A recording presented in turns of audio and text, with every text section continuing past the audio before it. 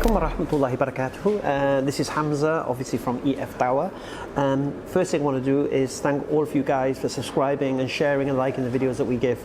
Obviously the reason we do this is so that we can get this information out there worldwide. It's not a case of I have any interest in being famous or making money, nothing like that at all. All we want to basically do through our videos is to refute the nonsense that put forward against Islam, and then of course invite the people to Islam and show them why Islam should be the way of life they should be adopting.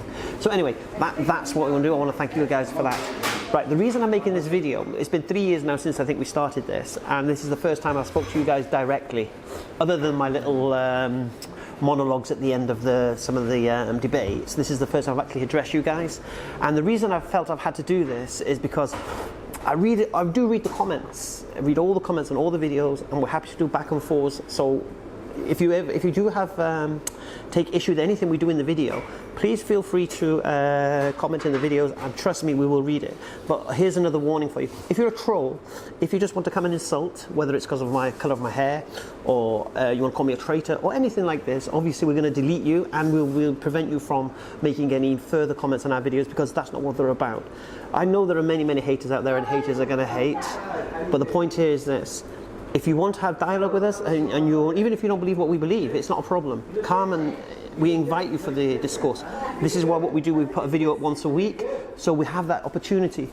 But if you come to swear, obscenities, ours is a clean channel. You'll just be removed, so you'll be wasting your time. Anyway, I just wanted to get that out of the way. All right. The other reason I wanted to make this video is, again, in the comment section, people have seen my conversion story, and I've told it twice, and I've told from childhood and how from the age of 15 to where I am now. And people have this conflation thing. So, for example, if I said I took drugs, for example, they assume I was taking drugs before I embraced Islam. They assume I was an alcoholic before I embraced Islam. They assume I was a football hooligan before I embraced Islam. This is just a nonsense, man. So what I want to do, I want to set the record straight, because I don't want people thinking I only embraced Islam because I was having a hard life and that I wanted to escape it. Okay. So I'm just going to quickly run through them. Okay, drugs. Last spliff I smoked, I was probably 19.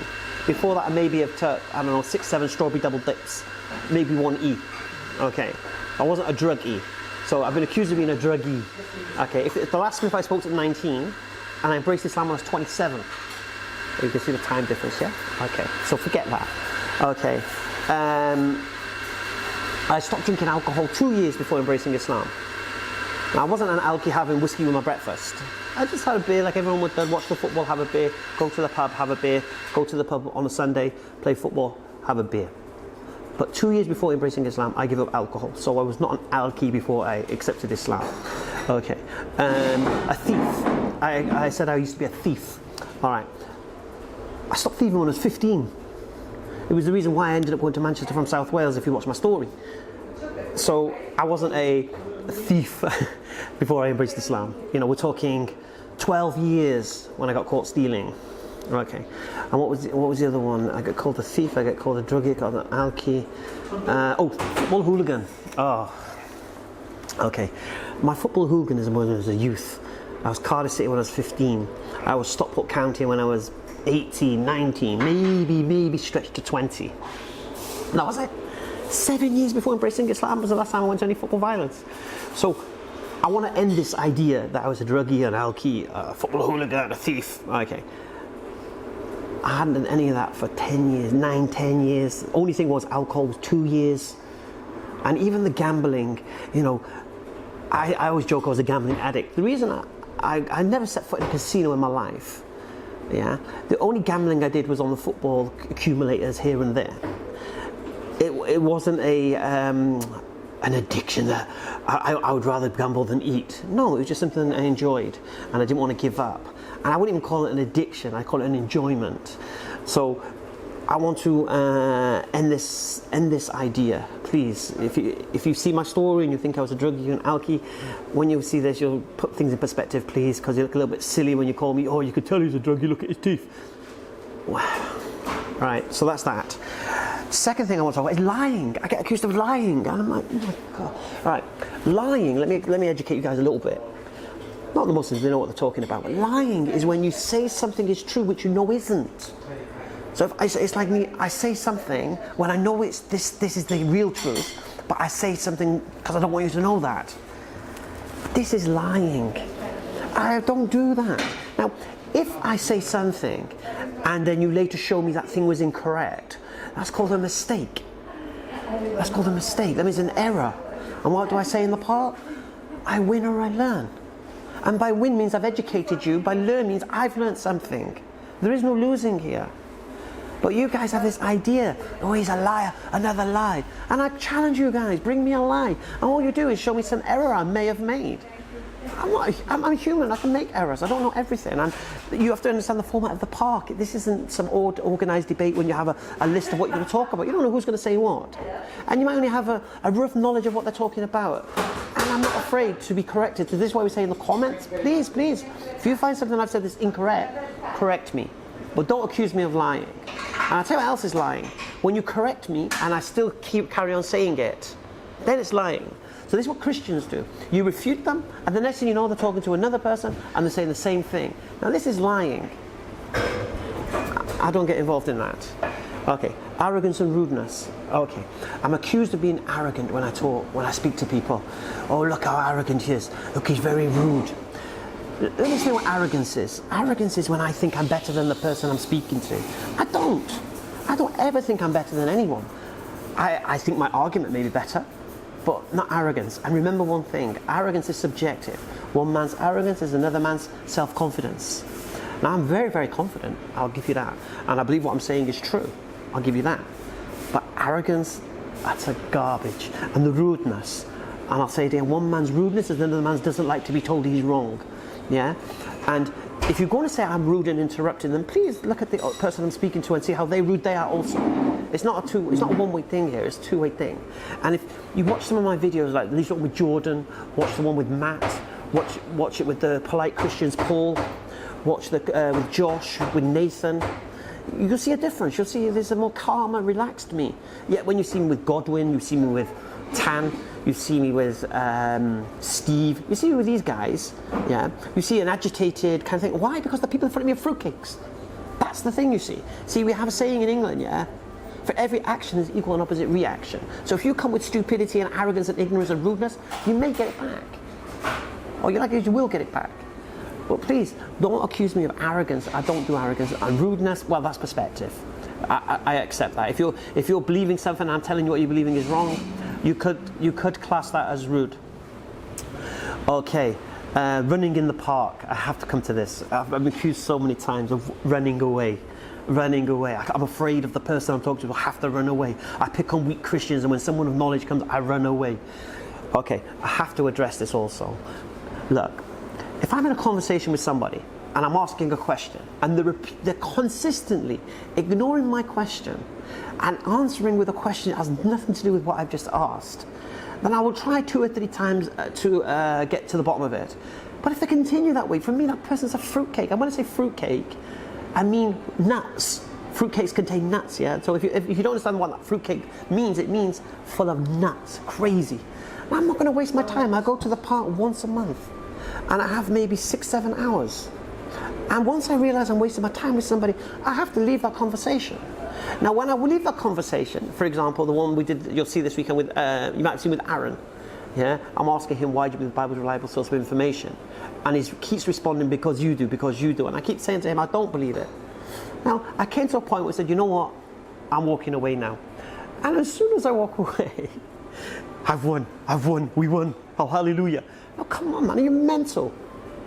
Do you not understand that when you're just completely ignoring somebody and you're rambling, that person's not going to put up with it and they're going to walk away. So you need to understand when someone's running away and when someone's walking away with their head held high, because I'm not going to waste no more time with you. So I've been accused of running away from Godwin. I give Godwin every single chance. I asked him this simple question. He ran away from it. He ran away from my question. Now that's running away. And this is the irony, you see. I leave a conversation when I see the Christian is running away, or the person I'm speaking to is running away from my question. Now that's running away. But walking away when you realize the person is a waste of time, that's called sensibility. That's realizing this guy's in delusion, and I need to get out of this situation. So for you guys who think I run away, I've never run away from anyone. If you think I've walked, I'll admit I've walked away from situations because the people are nuts, in my opinion. They may not be, but in my opinion, I'm not going to waste any more time with them, and I'm going to look for somebody who deserves my time. I don't just wade into arguments for the sake of it. I don't, and this other, sorry, I need to address this as well. Some people think we just walk in a park and we just look for someone and we just start talking to them. We're in Speaker's Corner, yeah? It's a fish market. Everyone there is opinionated. The Christians think they have the truth. The atheists there are mocking everyone who believes in a God. Everyone's mocking everyone, okay? This isn't innocent plight. Now, don't get me wrong, we do get tourists there and we do get people who come down and watch the videos and they want to learn more. Alhamdulillah. But the majority, 80% of the people in that park are crazy. They're opinionated, and so you can't always have a civilized discussion. It's just the nature of the beast. So before you accuse of arrogance and rudeness and cutting off, you need to understand the situation of what the place is. Because when you say cutting off, it's because I know exactly where they're going, and I try to relax it a little bit, let them hang themselves with the rope that I've given them. But sometimes, like I've said to you, I've only got a certain amount of time and I can't deal with everything. So anyway, that's that. And the last thing I want to go about, and this is the key one, because you guys know all about it, is belief. Right. I talked with Sarah a while ago, and I need to put this to bed because Sarah still makes comments saying he's lying, he's using the word belief and he said he didn't. Right. I admit, when I spoke to Sarah, I had replaced the word belief with the word accept. Now, the reason I'd done that is I know the two words are synonymous. Now, for you guys who don't know, synonymous means a word that can be used instead of.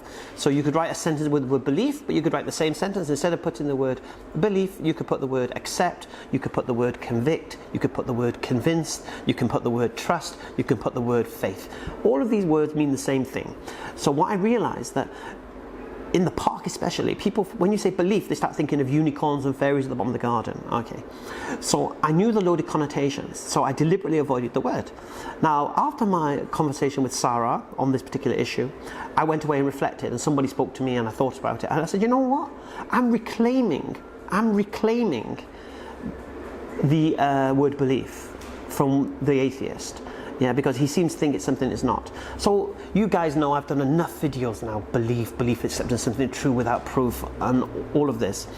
There must be at least 10 and 12 videos on this specifically. But I wanted to address this idea where the switch came. So, because I've been accused of lying, you know, I told you about lying. No. I don't lie when I say I win and I learn. Yeah, I don't mind formulating an argument, changing my argument, improving it, looking for more nuances in it. So I'd like to say a big thank you to Sarah for making me highlight and focus on this, because you don't know how many Christians and atheists I've destroyed now using this particular argument. And it's all thanks to you, buddy. So thumbs up for that. I will give you 2 thumbs up for that, actually. So just so you know, just in case you encounter me, I have changed my stance and I'm happy to use the word belief. And if you want to approach me and question belief, no problem at all. So anyone who thinks that I did what's the word they use? Shabir shuffle. That's apparently the term, where I changed my stance when I realised my argument was defeated. That's nonsense. Yeah, it's just very simple. I've gone away, I've reflected, I've contemplated, I've improved the argument. I'm happy to take the word belief, just as the English can take the St. George's flag back off the hooligans of the EDL. I'm taking the word belief back off the atheists. All right. That's it, I think, for now. Inshallah, if anything else pops up in the comments. We are going to be doing a bit more videos like this, not necessarily in the park, but maybe we might do some live stuff so you can ask your questions and things like that. But yeah, I just wanted to say those things. So again, once more, really appreciate you guys subscribing, sharing and liking. And inshallah, see you on the next video. Assalamu alaikum wa rahmatullahi wa barakatuh.